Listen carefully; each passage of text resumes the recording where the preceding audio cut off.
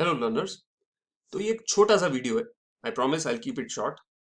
ये स्पेशली मैंने बनाया है मेरे TMIMS के स्टूडेंट्स और GTU के जो भी मेरे साथी, जो भी स्कॉलर्स, जो भी मेरे लर्नर्स गुजरात टेक्नोलॉजिकल यूनिवर्सिटी से हमारे साथ जुड़े हैं, आप लोगों के लिए ही ये वीडियो बनाया है। बिकॉज आपके GTU के अंदर एक क्वेश्चन कई बार पूछा जाता है, ये वाला। आप देख सकते हैं कि 2016 तक तो मैंने अपडेट किया था, 17 18 19 का मेरा अपडेट करना बाकी है। तो ये काफी बार ये क्वेश्चन पूछ लिया जाता है या फिर 1 मार्क के अंदर पूछ लिया जाता है कि what are the major disciplines that contribute to the field of organizational behaviour. मतलब ओबी के अंदर और कौन से फील्ड डिसिप्लिन और कौन से फील्ड्स कंट्रीब्यूट करते हैं, तो उसके ऊपर है। बेसिकली कुछ भी नहीं है इस आंसर में, आपके बुक का इंडेक्स आपको लिखना है। बट क्योंकि GTU में सवाल पूछते हैं और काफी बार पूछा जाता है, तो इसलिए मैंने सोचा कि ये जो मॉडल है या फिर ये जो मेजर डिसिप्लिन है, ये मैं आपके साथ एक बार डिस्कस कर लूं। तो ओबी के अंदर हम लोग क्या क्या पढ़ेंगे, तो आप अपनी अगर टेक्स्ट बुक उठा के देखेंगे, खासकर जो मेरे TMIMS के स्टूडेंट्स हैं, आप लोग देखेंगे तो जो मैंने आपको ऑर्गेनाइजेशनल बिहेवियर की टेक्स्ट बुक प्रिस्क्राइब की है, के अश्वथापा ने जो लिखी हुई बुक है हिमालय पब्लिशिंग हाउस की, अगर वो आप टेक्स्ट बुक उठाएंगे ना, तो ये पूरा उसका इंडेक्स यहाँ पे चिपका दिया, पूरा का पूरा। तो बेसिकली ओबी के अंदर अब क्या क्या आते हैं, तो एक इंडिविजुअल का बिहेवियर बनता है कौन से एस्पेक्ट से, तो personality, perception, attitude, learning, motivation वगैरह वगैरह वगैरह, जिसके अंदर जॉब सेटिस्फेक्शन कैसे होता है, ट्रेनिंग, इफेक्टिवनेस, परफॉर्मेंस एक्सप्रोजल। तो ये सब एक इंडिविजुअल का बिहेवियर बनाती है। मतलब एक इकलौते इंडिविजुअल व्यक्ति का जो बिहेवियर बनता है, वो इन चीज से बनता है। तो फिर आगे हम बात करते हैं ग्रुप की।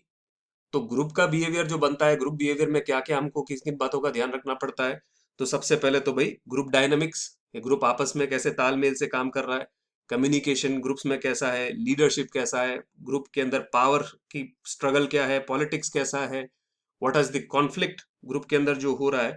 तो ये सब चीजें आपको ग्रुप बिहेवियर में कहीं ना कहीं स्टडी करनी पड़ती है। और कौन सी चीजें आती है आपके पास ग्रुप बिहेवियर के अंदर, तो क्या बिहेवियरल चेंजेस हो रहे हैं, क्या आपका एटीट्यूड चेंज हो रहे हैं, तो ये सब जो चीजें आती है ये ग्रुप के अंदर आते हैं।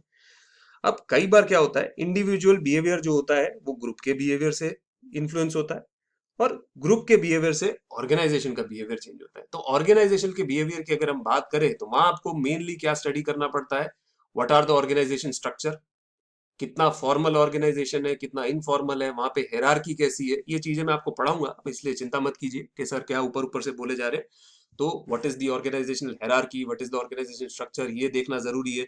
कितनी डिक्टेटरशिप होनी चाहिए ऑर्गेनाइजेशन में, कितनी डेमोक्रेसी होनी चाहिए ऑर्गेनाइजेशन में, वो चीजों से, काफी चीजों से फर्क पड़ता है।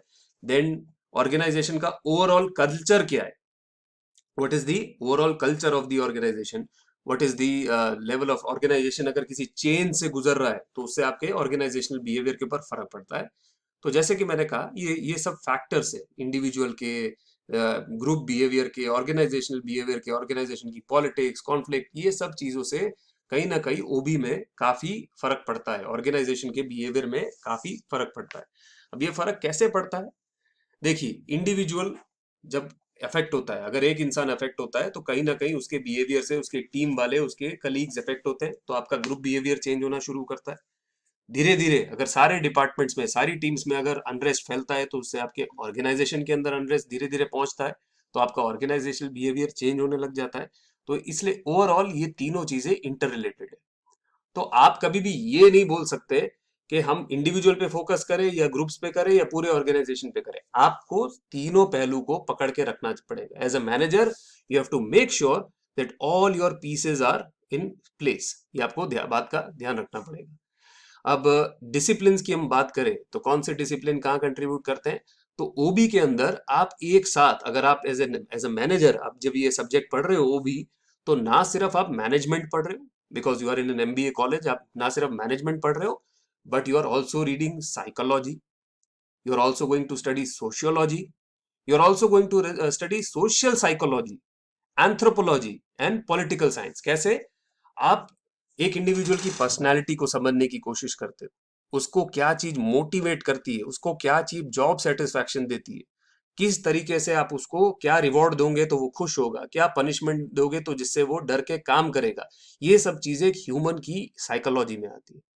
फिर आपकी ग्रुप्स कैसे काम करें, आपकी टीम्स कैसे काम करें, कॉन्फ्लिक्ट को कैसे मैनेज करो, या फिर आपके ऑर्गेनाइजेशन का कल्चर किस तरह से होना चाहिए, कोई चेंज हो रहा है उसको कैसे मैनेज करो। तो ये सब चीजें सीखने के लिए हम लोग इस कोर्स के दौरान सोशियोलॉजी साइंस की तरफ भी देखेंगे, कि जो चीजें आमतौर पे सोशियोलॉजी के स्टूडेंट्स पढ़ते हैं उनमें से भी कुछ फंडा हम लोग पढ़ेंगे।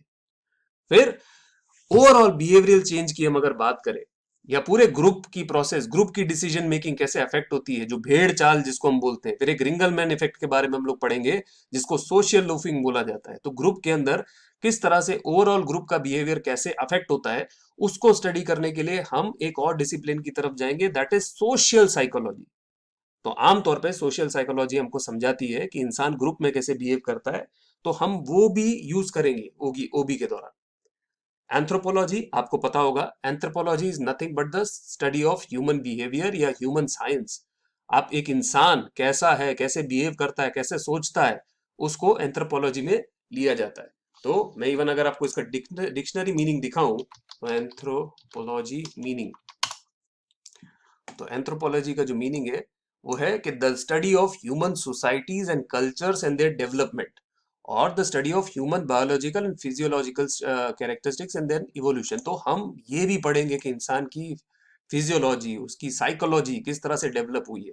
उससे हमको क्या फायदा होगा, हम एक इंडिविजुअल का कल्चर, उससे ऑर्गेनाइजेशन का कल्चर कैसे अफेक्ट होता है, या ऑर्गेनाइजेशन के कल्चर से इंडिविजुअल कैसे अफेक्ट होता है, हम एनवायरमेंट ऑर्गेनाइजेशन का माहौल कैसे बना के रखे, वो चीज हम हमारे को ये एंथ्रोपोलॉजी की स्टडी काम आएगी। Last but not the least, जो ऑर्गेनाइजेशनल पॉलिटिक्स होती है, आपको पता है हर एक कंपनी, हर एक ग्रुप, हर एक इवन स्कूल्स में, कॉलेजेस में, स्टूडेंट्स में, टीचर्स में, हर जगह पे कहीं ना कहीं पॉलिटिक्स होती है, कॉन्फ्लिक्ट होता है। जहां पे भी इंसान है वहां पे कॉन्फ्लिक्ट होना जरूरी है ही है। हाँ, कई बार तो इंसान खुद से ही कॉन्फ्लिक्ट, इंटरनल कॉन्फ्लिक्ट, आपने कॉन्सेप्ट सुना होगा कि खुद के साथ ही एक जद्दोजहद में लगा रहता है। So conflict is a one of the rule of nature.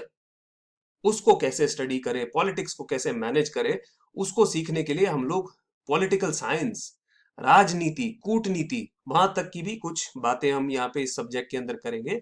तो इस तरह से ओबी ना सिर्फ एक मैनेजमेंट का सब्जेक्ट है, it is not just in the field of management, but it covers all these different fields as well, psychology, sociology, social psychology, anthropology and political science. तो जब आप जीटीयू के लिए एग्जाम में आंसर लिख रहे हो, तो आपको इन बातों को ऐसे ही लिखना है कि these are the major disciplines that contribute to the field of OB and how, वो आपको समझाना है। एक बात फिर से लास्ट में रिवाइज कर रहा हूं, उसके बाद मैं वीडियो बंद कर दूंगा। रिमेंबर, ये इंपॉर्टेंट है बिकॉज इंडिविजुअल के बिहेवियर से ग्रुप बिहेवियर बनता है, ग्रुप बिहेवियर से ऑर्गेनाइजेशन का बिहेवियर बनता है, और हम यही यहाँ पे वो ही स्टडी करने की कोशिश कर रहे हैं। ठीक है, so thank you very much, and that's all I said. I promise you this will be a short video. Thank you.